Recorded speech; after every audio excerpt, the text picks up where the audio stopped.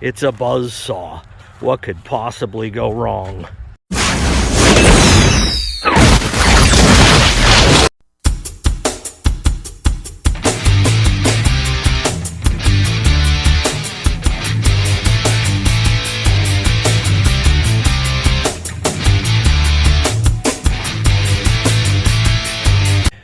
Alright, so I got this buzz saw, and if you're a new viewer, it really belongs on the back end of, say, a Farmall 140, 130. I missed out on the sale of one. It's on Craig. Whole different story.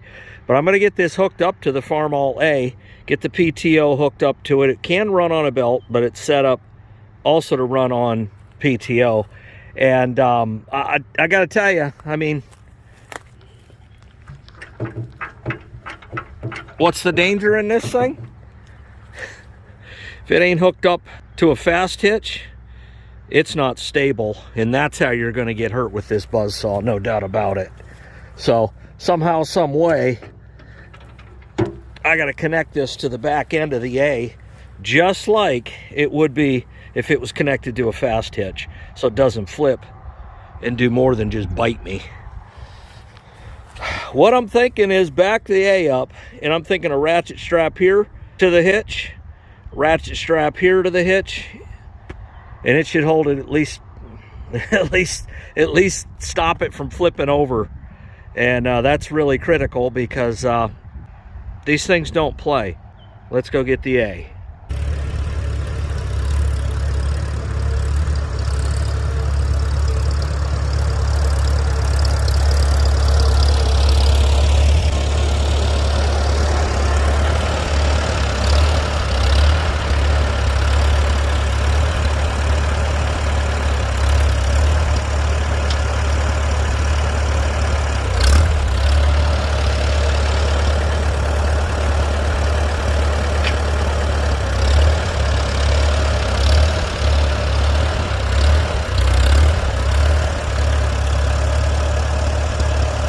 Just had to test out the PTO. I'd never used it before.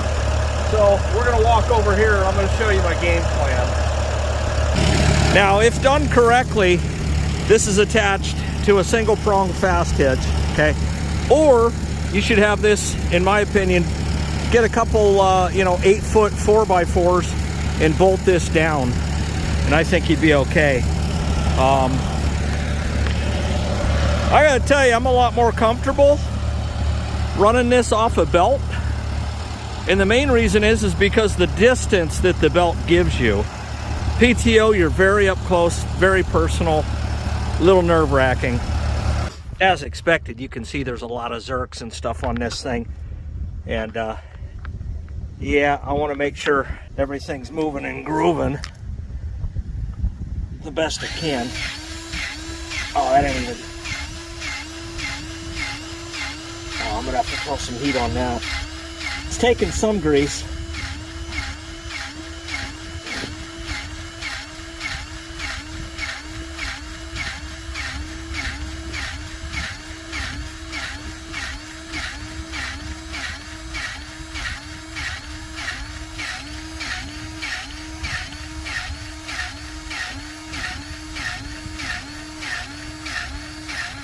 Believe it or not, that took a lot of grease. As much came out, but more went in, and that's critical.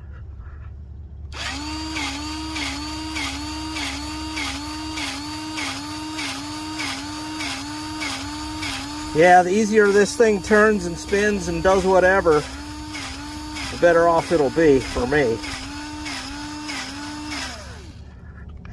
Well, this ain't good. I didn't realize that PTO shaft does not extend, it's fixed. And that does make a lot of sense, because if you had this on a 140 or a single prong fast hitch, that would connect right to it. Now that 130 that I was looking at, the fast hitch itself that I was looking at, the fast hitch itself was off center, which makes sense because that would hook right up. The PTO's in the exact same spot, pretty much on the 130. So this is definitely safety-wise, it's designed to either run off a belt or a fast hitch tractor. Upon further inspection, It doesn't even have the locking mechanism on it. There should, see that hole right there? There should be a spring snap that goes around there and snaps right into place. And that's missing too. I don't think that would matter as much as long as you were snapped back into that fast hitch, because that ain't coming out no matter what. It's just not. Now, I'm sure that's as strong as a grizzly bear on steroids. So, yeah, this ain't a happening thing today. So I'm either doing one of two things. I'm either getting a tractor to fit this, or I'm selling this unit. So, I don't know. I mean, give me 2 weeks, and I'll tell you for sure what's going on with the old buzzer. The old buzzard. Well, so that's that. Let's go do something else. All right. Well, the question of the day, or at least right now, is I got that Husqvarna chainsaw, and I'm going to go out to the field and clean that edge up so I can push it with the loader. But I went and bought this pre-mix fuel, 50 to 1, high octane 95, ethanol free, pre-mix fuel. It's a gallon. And then, of course, I bought the brand name bar and chain oil. Okay. Question is, do you think it's worth,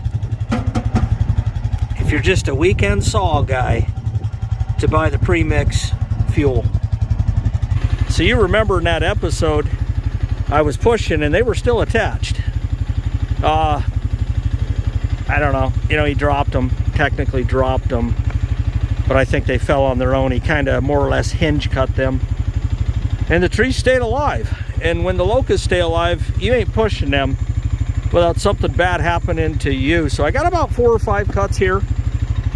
And let's see how this weekend saw performs. Well, let's see how good it starts. The old weekend saw. It's a Husqvarna 240, in case you're wondering. Well, let's see. It says prime it 6 times. More like a dozen.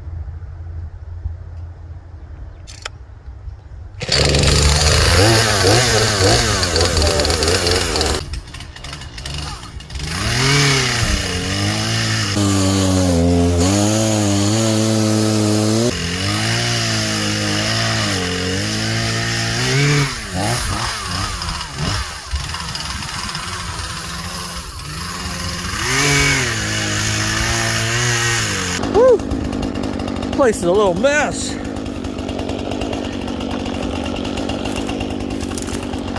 Yeah, I can't wait to get this cleared off.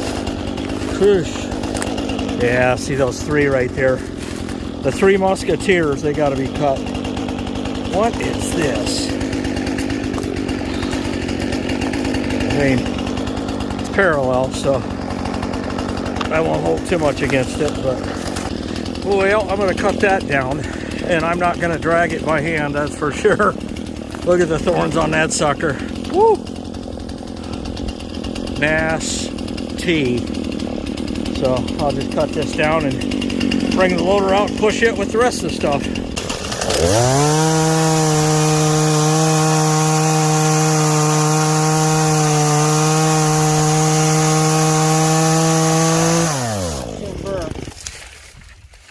And that was like a hinge cut to just drop it.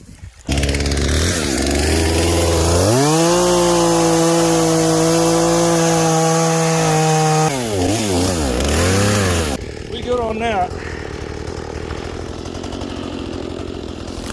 Oh, let's see. That's all clear. 2 more cuts. Super cuts. Anyone ever got their hair cut? It's super cuts. Yeah, them little ones I may even end up just plowing under. I mean, they're as big as your finger, you know. Yeah, right here. Hope there's no poison ivy in here. That's the hole. Oh, where am I cutting you? Where's that leaner? Oh, right there, the old Widowmaker.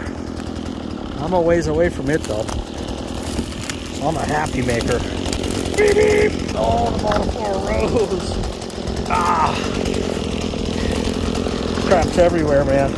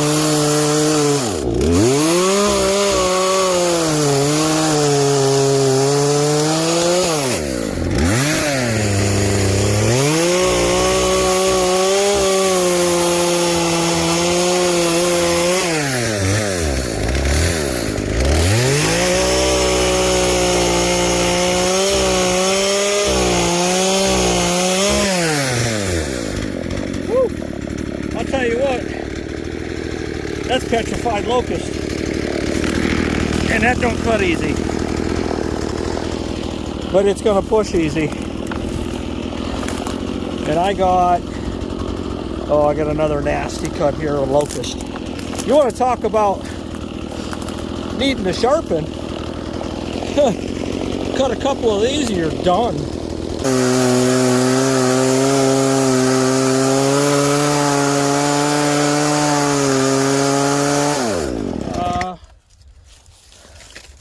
Why did that feel like it was springing up?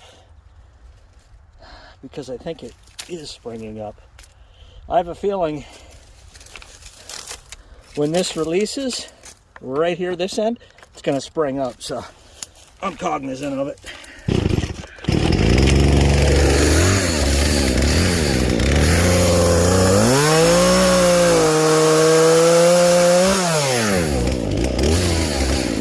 Oh, with the other one.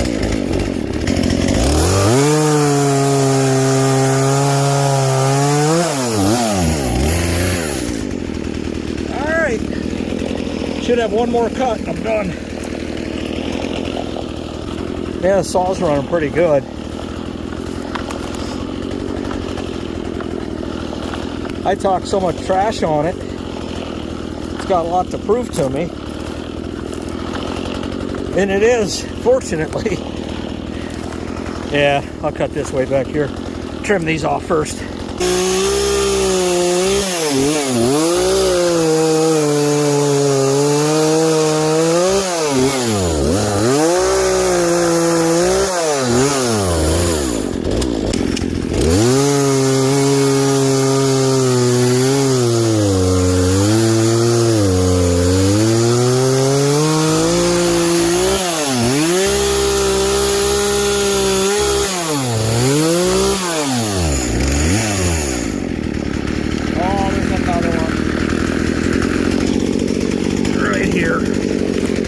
Well, that's cherry. That's cherry, but it's buried, so.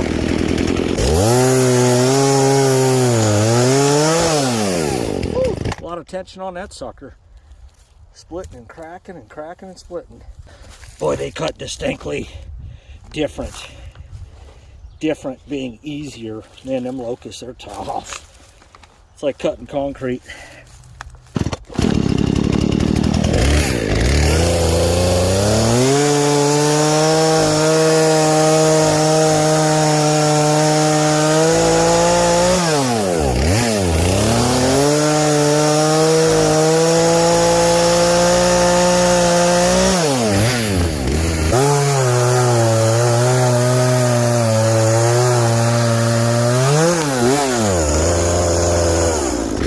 Well, I think that'll do it. Well, look at the prickers. Whew. Yeah, I think it's cut. I'll have to come back once it's cleared and get these new locust growth. Well, it's purring like a kitten. It didn't lose its mitten. And, wow, it's the best it's ever ran, I will tell you that. I'll be honest with you. I think I had bad fuel in this before. I mean, you saw what that just cut. It cut through locust. And cherry. Cherry admittingly isn't no big cut. But it's wanting to do more work, and that's not typical of this saw. Either way, Husky 240.